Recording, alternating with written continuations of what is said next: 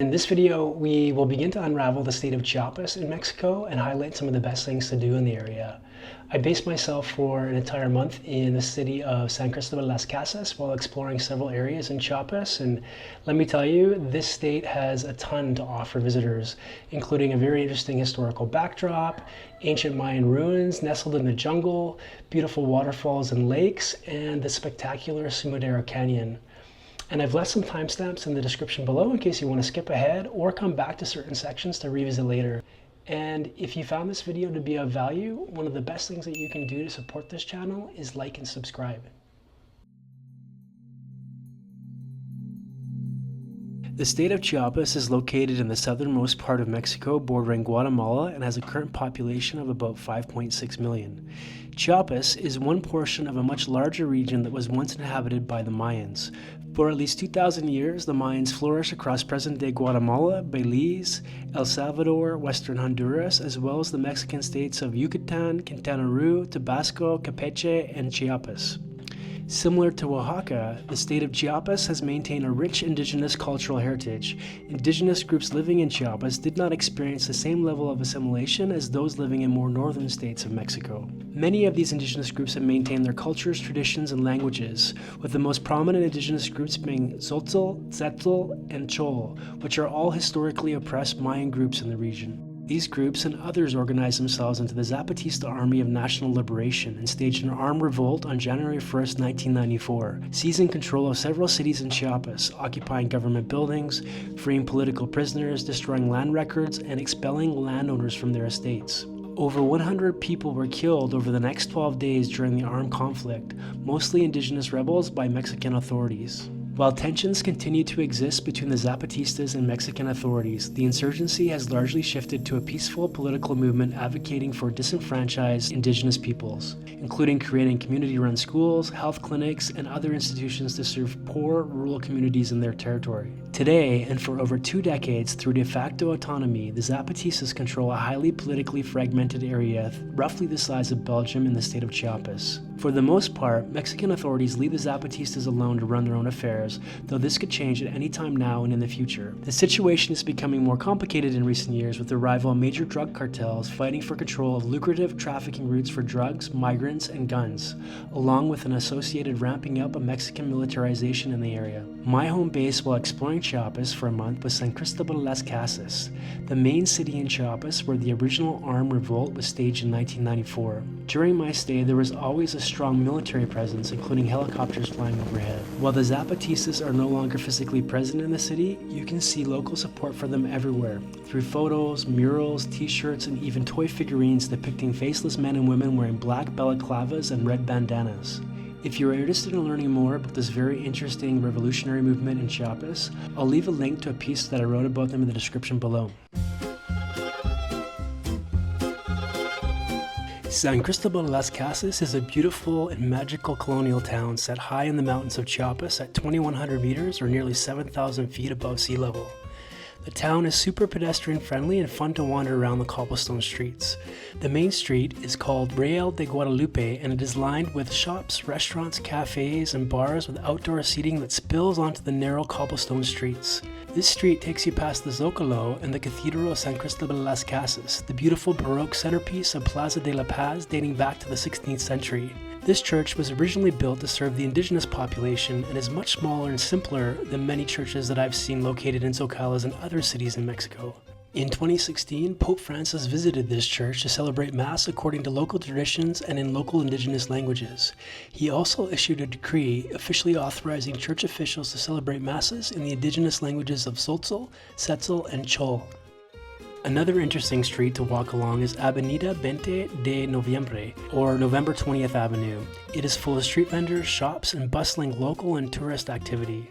This street leads to another interesting church worth checking out. It is the beautiful Baroque Templo Santo Domingo, a former convent dating back to the 16th century. The church has a stunning, intricate facade with many figures, textures, and patterns. Inside, there are beautiful statues and paintings and lots of gold details which are illuminated by candlelight at some of the altars. And right next to the church is a textile and handicraft market selling many colorful items, including handmade figurines of armed Zapatistas that come in many different sizes. A very interesting museum to visit in San Cristobal is the Mesoamerican Jade Museum. Jade was an important mystical precious stone for the ancient peoples of Mesoamerica. It was a symbol of immortality, eternity, power, and love. In the exhibit, you can see hand-carved jade objects and jewels based on originals coming from several important cultures of Mesoamerica, including the Maya, Olmecs, Teotihuacana, Mixteca, Zapoteca, Maya, Tolteca, and Aztecs. While most of the exhibit features handmade jade replicas of originals found in other museums and private collections around the world, this is the only place where you can see them all combined into one comprehensive exhibit for Mesoamerica.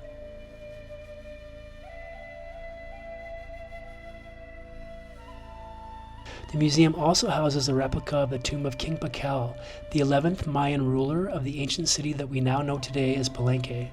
He died in 683 AD and wears jade jewels and clothing of the time. It only costs 50 pesos to enter this very interesting museum, and it is definitely worth a visit. The incredible Palenque ruins were designated a UNESCO World Heritage Site in 1987 and contain some of the finest architecture from the Mayans. What makes these ruins extra special is that they are set in the lush jungle at the edge of the Lacandan Rainforest. The site is incredible. While historical accounts differ, the general consensus is that construction of the site dates back to around 200 BC through to about 800 AD, when the site began a period of decline and abandonment.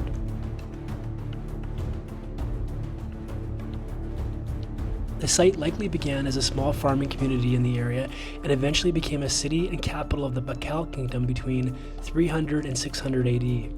At its peak between 500 and 700 AD, the site had around 6,000 inhabitants. The site contains many interesting buildings, including a palace and courtyard, an observatory tower, several temples, numerous residential areas, as well as sculpted reliefs illustrating Mayan mythology, history, and calendar system. Over 1,400 buildings have been identified, but only about 10% of them have been excavated and restored, while the rest remain hidden under the thick jungle. One of the most incredible archaeological finds at the site was Pakal's tomb, the Mayan ruler who died at the site in 683 AD. His famous tomb was excavated from the towering temple of inscriptions. Much of the history of Palenque and its Mayan inhabitants has been reconstructed from deciphering and reading many hieroglyphic inscriptions on buildings at the site. This site is a very long journey from San Cristóbal to Las Casas. There are many tour operators in San Cristóbal that will take you there and back for around 750 pesos. After much research and talking to various tour operators, I went with a tour company called Jalapeno Tours and was very happy with their service and professional drivers, but it was a very long day. We left San Cristóbal at 4 a.m. and did not return until 11 p.m., but it was totally worth it and I highly recommend it.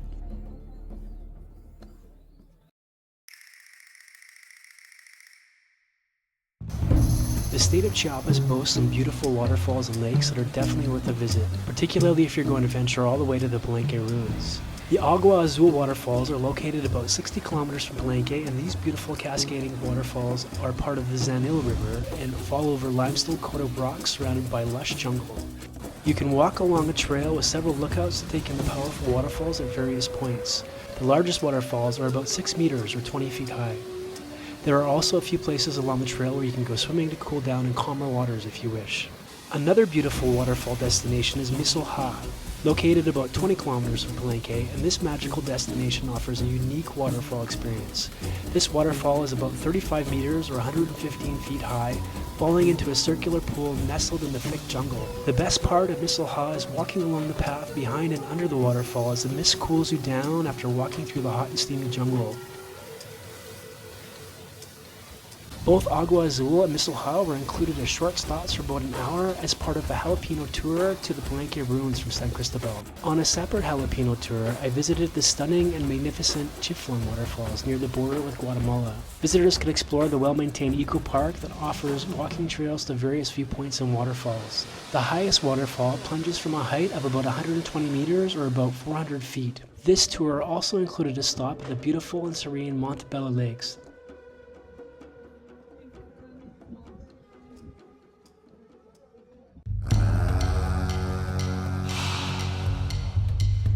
Sumidero Canyon is located about a 45-minute drive from San Cristobal. The canyon is spectacular, and our tour brought us to several lookouts from above before taking us on a boat ride through the canyon. As you travel deeper and deeper, the canyon walls grow higher and higher, reaching nearly a kilometer in height, towering over you. In the 16th century, Sumidero Canyon was the site of an epic battle between the Spaniards and indigenous inhabitants. Many indigenous people chose to throw themselves off the high edges of the canyon rather than be defeated by the Spaniards. During our 2-hour boat ride through the canyon, we spotted several bird species, crocodiles, and spider monkeys. At one point, we also had to navigate through a disturbing amount of plastic waste on the waters. We all know that plastic waste is a big problem around the world, but seeing so much of it here in the beautiful canyon was shocking and disturbing. Part of the funding received through the entrance fees goes to cleaning up the waters.